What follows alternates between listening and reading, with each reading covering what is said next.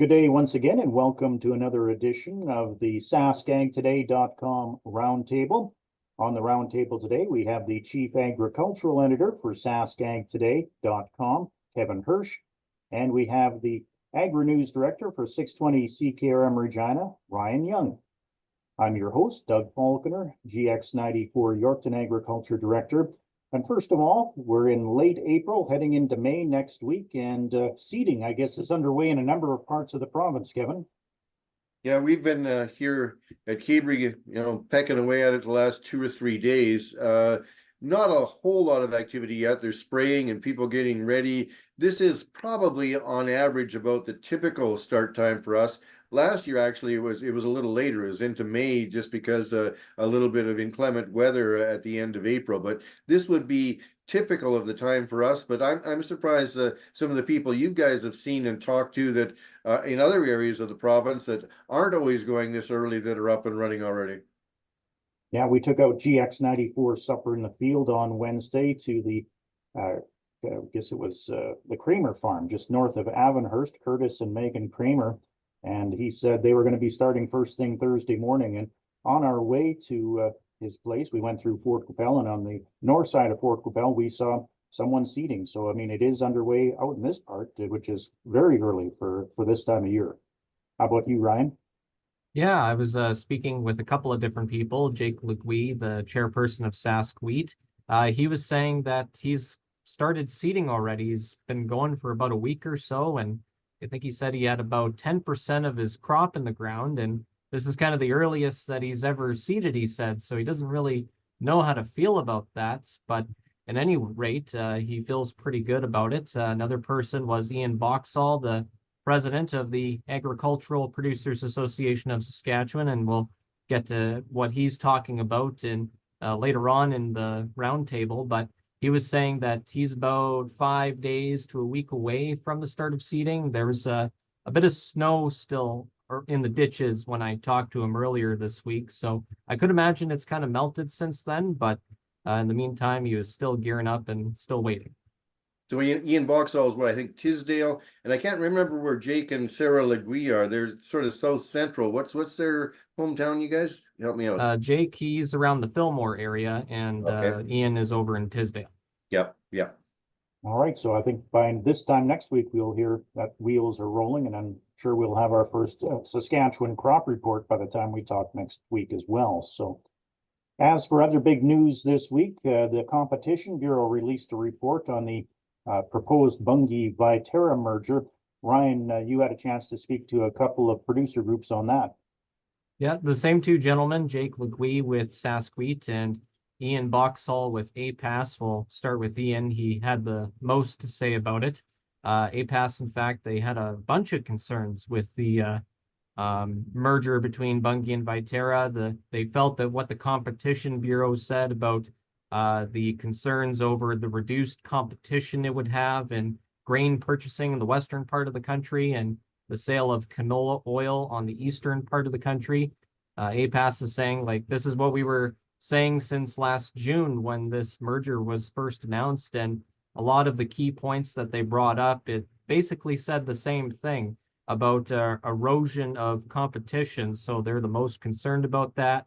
And obviously with the farmers, that would affect their bottom line in terms of, the different options that they could get the best deal for their grain.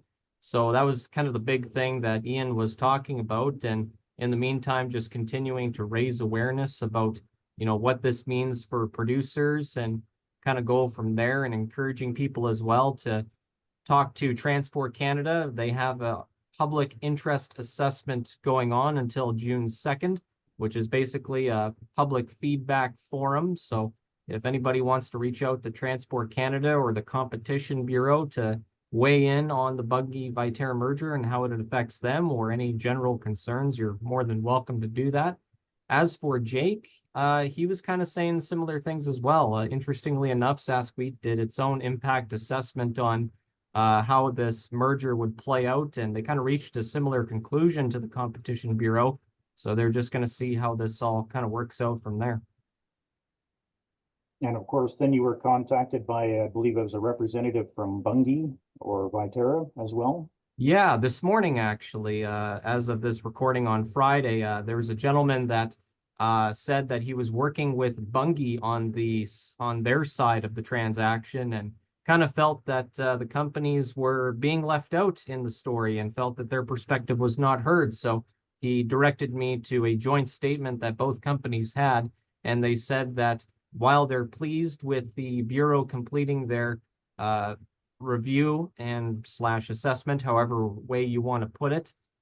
They acknowledged some of the concerns that the Bureau had, but they feel that it's kind of misplaced and they want to work with the Bureau as well as Transport Canada, provide some information from their perspective on some of the concerns that the Bureau has with regards to competition. So they're looking to clear the air on that. Kind of typical things when it comes to, ag companies or any companies in general. They want to tell their side of the story. So we'll see how that unfolds. And yeah, it was kind of a surprising thing to see in my email this morning. So Kevin, what was your reaction to the news about the Competition Bureau report on the Bunge-Viterra merger? Well, most analysts are betting that to make the merger go ahead or get clearance, that they'll have to divest of some assets. It's possible that maybe Bunge will have to divest its minority interest in G3. It's possible maybe it would just be certain excuse me, facilities that they'll have to divest, but it will be a dance around that. And I'm sure the companies will try to convince the Competition Bureau that some of their concerns are overblown. But at the end of the day, I think there's going to be some assets up for sale to make the deal go through and get approval. All right, and another big item that came up this week was some more discussion about the avian flu in U.S. dairy cattle. I believe it's 8 states it's been found in.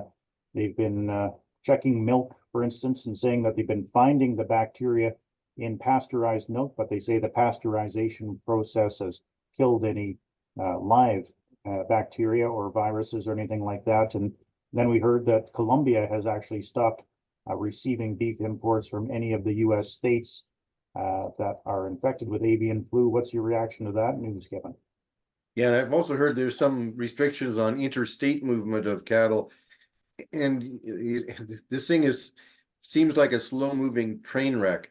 That every week there's just another little item that worries the market a little more, and you hear that cattle prices are really high, but you also hear that this nagging fear that this problem could become bigger is affecting American futures prices on cattle. So it's still something that really bears watching. Perhaps it will fade away, but I'm afraid that as they dig deeper, we may have more ramifications that won't be pleasant. But that's just a hunch. I really think that it's something though to pay attention to, that it's something that has the potential to be a significant issue. And of course, when it comes to the livestock markets, they've been fluctuating a little bit about it. There's been some concern about it. As for the grain and oilseed markets, Ryan, you had a chance to speak with Adam Pacalo about how things are going on that front.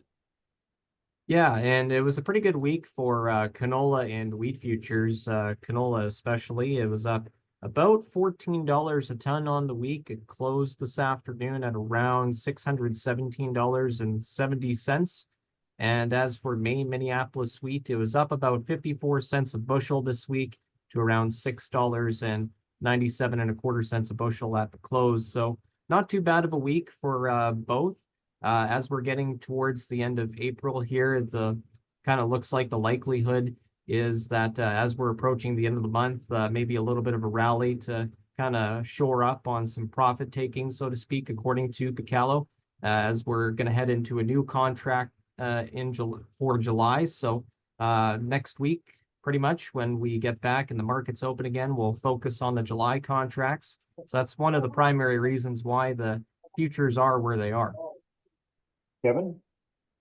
There is some market sentiment now that perhaps things are looking brighter in the wheat market. There's a number of analysts out there that have changed their stance to some degree.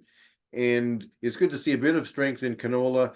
Personally, I don't think we're going to see it skyrocket, but if it can maintain even between $14 and $15 a bushel net to producers, that won't be a lot of the expectations are that that's where we're going to be, but there is some fresh buzz that due to a number of events around the world that the wheat situation looks more promising price-wise than it has for some time.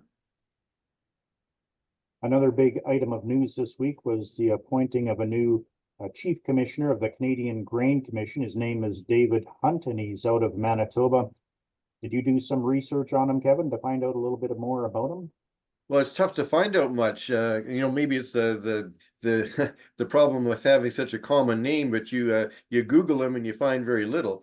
The biography that came out of the Canadian Grain Commission listed him briefly in the beginning of his career with Richardson and Puriton, didn't really say what his role was with them, and then he joined Manitoba Agriculture in 2007.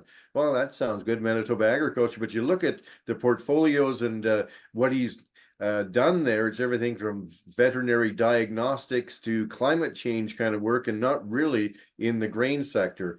So I was expecting that when the chief commissioner was announced that it would be a name that we would all recognize, a farm group leader, a prominent farmer, somebody out of the grain trade. So I'm a bit surprised.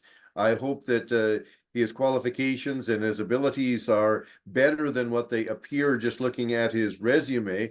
And I hope that it's just a case of nobody wanted the job and he was the best of the lot. So we'll have to give him the benefit of the doubt. But before now, I had never heard of David Hunt. Had you guys ever heard the name? No. No, not really. I'd never heard of it until the announcement came. I even asked Jake Legui if he's or rather his thoughts on his background, and Jake didn't really have too much to say. He didn't want to make any presumptions, but he kind of welcomes the announcement, kind of looks forward to meeting with him eventually. I know seating is started for him personally, so right up until he probably finishes seating, that he'll probably get an opportunity to meet with him. We'll see, but yeah, as for me personally as well, I've never heard of this guy. Well, and farm groups, they obviously aren't going to say a whole lot until they have met with him and assess the fellow. They're not going to poison the atmosphere, but I was a bit underwhelmed, and I hope that I'm proven wrong. And finally, on today's program, we were going to talk about the Farm Credit Canada AgriSpirit Fund, and something that you did some research on, Ryan. You spoke to someone from FCC about it. That's right. I spoke with Carla Warnica with Farm Credit Canada. She is the manager of community investment. And this is kind of a yearly thing for the AgriSpirit Fund to come out, as the application window is open from now until about May 15th, something like that. Mid-May is the deadline to apply online. So basically, it's a fund for any rural communities, First Nation, Métis, Inuit governments, or communities that are looking to get some additional funding for any capital projects that Farm Credit Canada calls would enrich the lives of residents in their communities, whether that's anything ag-related or goes towards efforts to food preservation, ag-related initiatives, stuff like that, reducing greenhouse gas emissions or reducing emissions in general. So there's a few examples that she brought up, most of them around the Parkland region, interestingly enough. One in Melville for LED lighting upgrades at a community hall. In Fort Qu'Appelle, they had purchased some, or rather got some funds for the purchase of some refrigeration and food preservation equipment for a community kitchen, and similar things for First Nation. Getting funds as well. So those are some examples, and any eligible projects that get approved, depending on the application, you could get between $10,000 and $25,000. So it's a really kind of handy fund for small towns and communities, especially nowadays where it's kind of hard to get money where you can, or it can be very difficult to get funds, especially on a federal level. So it's definitely an option for community groups and organizations that are looking to get some funds for their capital projects. Kevin, that's something that's been around for a few years now, and I'm sure some communities in the Cabre area even have benefited from it. Yeah, there's a smattering everywhere. I'm not clear, though, how many applications they receive versus how many they can actually select. I suspect that they receive many more applications than they can accommodate, but still, that kind of funding, as Ryan said, is hard to come by, and for very worthy projects, and for the bother of just putting in an application, it's worth the time and effort to see if you can be successful. And I do believe the deadline to apply is May 15th, so you might want to get on it if you did have a project you wanted funded. So that'll do it for this week. On behalf of Chief Agricultural Editor for SaskAgToday.com, Kevin Hursh, and 620 CKRM Regina AgriNews Director Ryan Young, I'm GX94 Yorkton Agriculture Director Doug Falconer saying so long until next time.